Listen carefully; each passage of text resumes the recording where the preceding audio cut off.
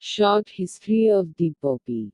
The poppy is one of the world's oldest cultivated plants, with a history stretching back over suffer year. Ancient times. The opium poppy, Papaver somniferum, was first cultivated in Mesopotamia around 4 suffer. The Sumerians called it the joy plant because of its pain relieving and sedative effects. Egypt or Classical world. Ancient Egyptians used poppy extracts as medicine.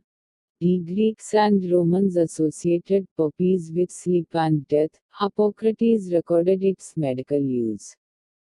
Medieval period. In the Islamic world, scholars like Avicenna, Ibn Sina, described poppy-based medicines in medical texts. Opium spread through trade routes to Asia and Europe. Early modern era. By the 16th-18th centuries, opium was widely used in medicine but also became a substance of addiction, especially in China, leading to the Opium Wars, 19th century. Modern times. Today, poppies are grown for medicinal opioids, culinary seeds, and as symbols of remembrance, especially after World War II. Due to drug risks, cultivation is strictly regulated in many countries.